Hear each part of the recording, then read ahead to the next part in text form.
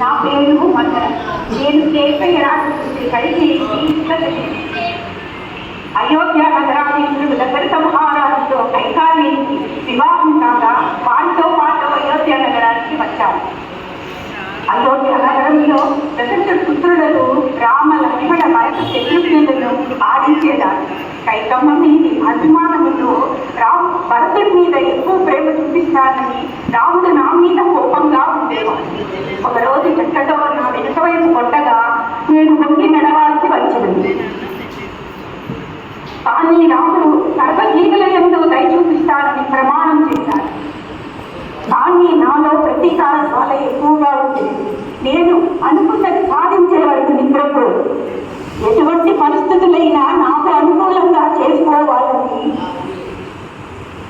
ప్రయత్నిస్తూ ఏవేవో పథకాలు వేస్తూనే ఉండేదాన్ని. అయోధ్య నగర ప్రజలందరూ మరిదినకు రాముడు పట్టాభిషేకమని సంతోషంగా కోలాహలంగా సంబరాలు చేసుకుంటుంటే చూసి నా కడుపు మండిపోయి నేను త్వరగా కైకమ్మ దగ్గరికి వెళ్ళి, అమ్మ నీ కడకు కూడుకు పట్టాభిషేకం అట అని చెప్పగా ఆమె నాకు భరతుడెంతో రాముడు అంతే అని చెప్పింది.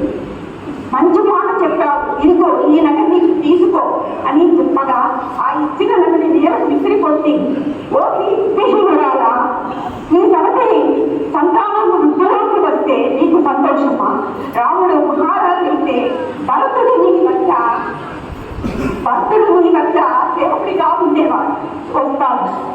కైకమ్మ దగ్గర కౌసల్య రాజమాత అవుతుంది. కైకమ్మ నీవు తన దగ్గర ఊడగం చేయాలి. ఈ తల్లి కొడుకులిద్దరూ ప్రాణాలు అరచేత పట్టుకుని జీవించాల్సి వస్తుంది. దశరథుడు ఒక్క మాట అయినా దీని గురించి నీకు చెప్పాడా? లేదే, నీవు ఎంతో ఉన్నతికి రావాలని నేను చెప్తుంటే నన్ను దోషిస్తావు.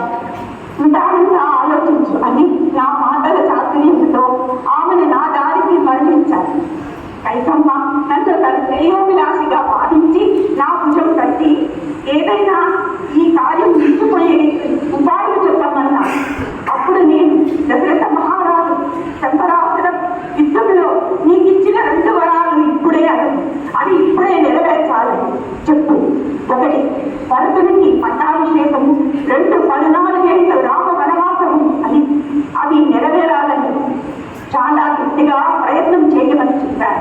ఆమె చీనాంబరాలను నగలను తీసివేసి అల్ప గృహానికి వెళ్ళమని చెప్పి నేను తలుపు వద్దనే కాపలా ఉన్నాను.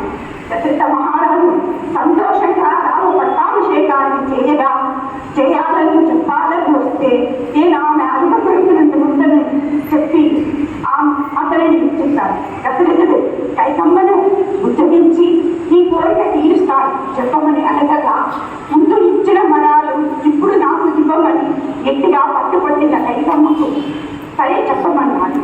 1 భరతుని పట్టాభిషేకం, 14 ఏళ్ళు రామ వనవాసమని చెప్పగా దశరథుడు మూర్ఛించాడు. కానీ నేను అనుకున్న కార్యం నెరవేరింది.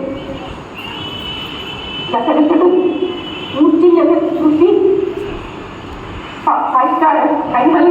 కౌసల్యాదేవి వాళ్ళందరూ బాధపడుతున్నారు. కానీ నేను అనుకున్నది నెరవేరేదని సంతోషించాను.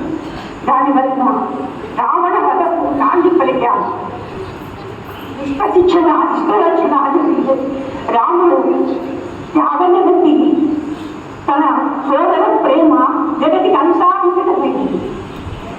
అమ్మ నేను చెడ్డదాన్నైనా నా వలన జగతికి మంచి జరిగినది. రాముడి గుణాలు అందరికీ తెలిసినాయి.